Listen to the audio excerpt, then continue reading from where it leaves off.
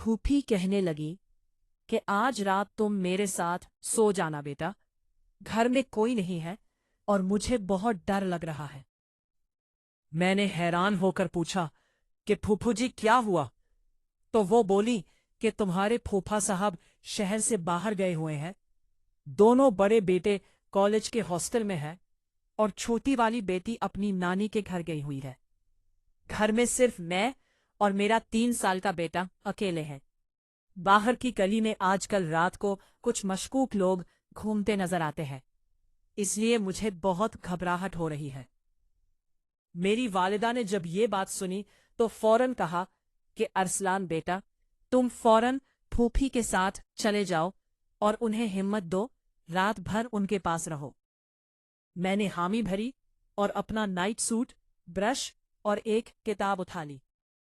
फूफी ने मेरा हाथ पकड़कर अपने घर की तरफ ले जाना शुरू कर दिया। रास्ते में वो मुसलसल बातें करती रही कि तुम बड़े हो गए हो अरसलान, अब तुम्हारा साथ मिलने से मुझे थोड़ा सुकून मिलेगा। उनके घर पहुंचकर उन्होंने दरवाजा बंद किया और मुझे बड़े बेडरूम में ले गईं। वहां उनका 3 साल का बेटा पहले ही सो रहा था। फूफी ने मुझे बिस्तर पर बिठाया और कहा कि आज तुम मेरे बिल्कुल करीब सोओगे। फिर हम दोनों किचन में गए और रात का खाना तैयार किया। खाने के बाद मैंने अपनी किताब खोली और पढ़ने लगा, जबकि फूफी घर के बाकी काम निपटाने लगी। थोड़ी देर बाद वो आईं और मुझसे पूछा कि तुम्हारा काम हो गया?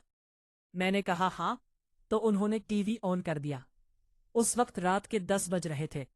हम दोनों टीवी देखते रहे। फूफी ने अपने बेटे को दूध पिलाया और उसे सोला दिया। फिर उन्होंने मुझे कहा कि अब सो जाने का वक्त हो गया है। वाह, मैं बिस्तर पर लेट गया तो फूफी ने कमरे का दरवाजा अच्छी तरह से बंद करके अंदर से कुंडी चढ़ा दी। उन्होंने कहा कि बाहर की हवा आने से मुझे डर लगता है। मैंने कहा कि गर्मी तो बहुत है फूफी, लेकिन वो नहीं मानी। थोड़ी देर बाद बाहर से एक अजीब सी आवाज आई। फूफी फौरन मेरी तरफ मुड़े और मुझसे लिपट गईं। उनका जिस्म थोड़ा सा कांप रहा था। मैंने उन्हें तसल्ली दी कि कोई बात नहीं, मैं हूं ना। फूफी ने मुझे अपनी बाहों में ले लिया और बोले कि तुम मेरे राजा हो, आज रात तुम मुझे अकेला नहीं छोड़ना।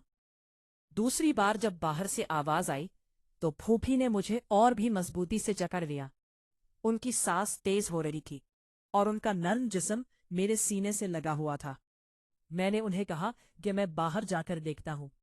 पहले तो उन्होंने सख्त इनकार कर दिया, लेकिन जब मैंने इसरार किया तो वो भी मेरे साथ उठी। उन्होंने एक लंबा डंडा उठा लिया और मेरे हाथ को मजबूती से पकड़ लिया। हम दोनों ने दरवाजा खोला तो बाहर सहन में एक बिल्ली बैठी थी, जो हमें देखकर भाग गई। हम दोनों हंस पड़े।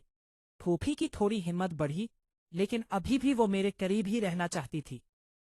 वापस कमरे में आकर हम दोनों बिस्तर पर लेट गए। गर्मी की वजह से मुझे पसीना आ रहा था।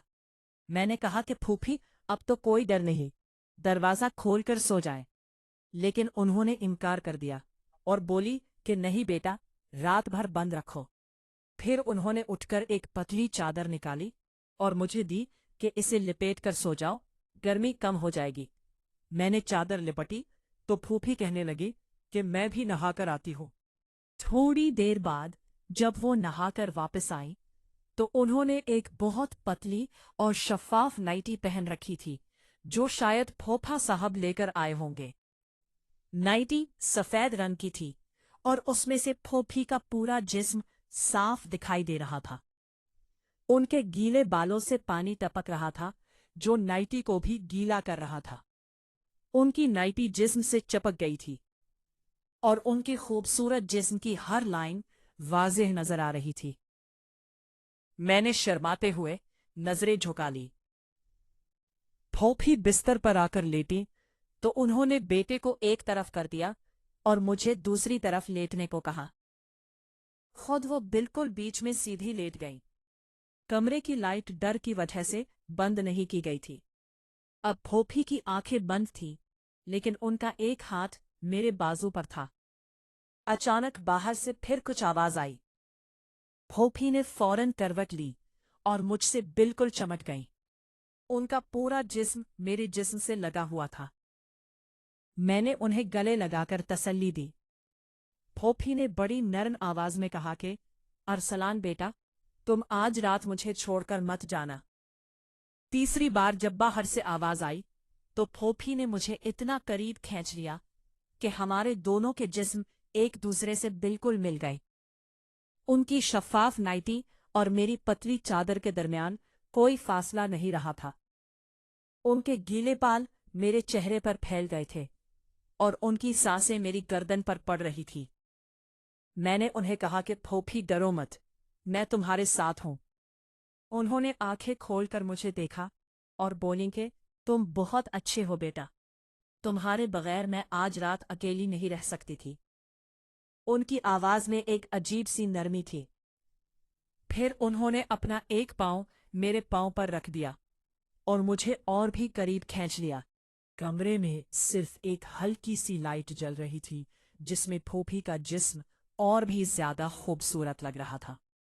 ان کی نائٹی کے اوپر سے ان کے جسم کے خدوخال صاف دکھائی دے رہے تھے۔ میں نے شرم سے نظریں پھیر لی، لیکن پھوپھی نے میرا ہاتھ پکڑ کر اپنے سینے پر رکھ دیا اور بولی کہ دیکھو میرا دل کتنا تیز دھڑک رہا ہے۔ ان کا دل واقعی بہت تیز دھڑک رہا تھا۔ میں نے انہیں تسلی دیتے ہوئے ان کے بالوں میں ہاتھ پھیرا۔ پھوپھی نے آنکھیں بند کر لی اور میرے گلے میں چہرہ چھپا لیا۔ باہر کی آوازیں اب بند ہو گئی تھی، لیکن پھوپھی اب بھی مجھ سے الگ نہیں ہو رہی تھی۔ ان کا جسم اب پہلے سے زیادہ گرم ہو گیا تھا۔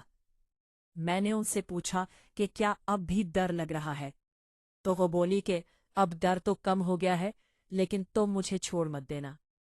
پھر انہوں نے مجھے اتنا قریب کھینچا کہ ہمارے دونوں کے جسم ایک دوسرے میں گھل مل گئے۔ ان کی نرم سانسیں میری گردن پر پڑ رہی تھی اور ان کی انگلیاں میری کمر پر پھسل رہی تھی۔ میں نے بھی انہیں گلے لگا لیا۔ پھوپھی نے آہستہ سے میرا نام لیا اور بولی کہ ارسلان، تم میرے بہت قریب ہو۔ چوتھی بار جب رات گہری ہو گئی تو پھوپھی نے مجھے بالکل اپنے اوپر کھینچ لیا۔ ان کی شفاف نائٹی اب مکمل طور پر گیلے بالوں کی وجہ سے جسم سے چپک چکی تھی۔ انہوں نے اپنی دونوں بانہیں میرے گرد لپیٹ لی اور بولی کہ آج رات تم میرے راجا بن جاؤ۔ میں نے حیران ہو کر انہیں دیکھا تو ان کی آنکھوں میں ایک عجیب سی چمک تھی۔ پھوپھی نے مجھے بوسہ دیا اور بولی کہ ڈرو مت بیٹا، میں تمہاری پھوپھی ہوں، تمہیں سب کچھ سکھاؤں گی۔ ان کا جسم اب بہت زیادہ گرم تھا اور وہ مسلسل میرے قریب ہونے کی کوشش کر رہی تھی۔ میں نے ان کے بالوں کو چھوا تو وہ مسکرا دی۔ پھوپھی نے اپنی نائٹی کے بٹن کھولنے شروع کر دیے اور بولی کی گرمی بہت ہے، اسے اتار دو۔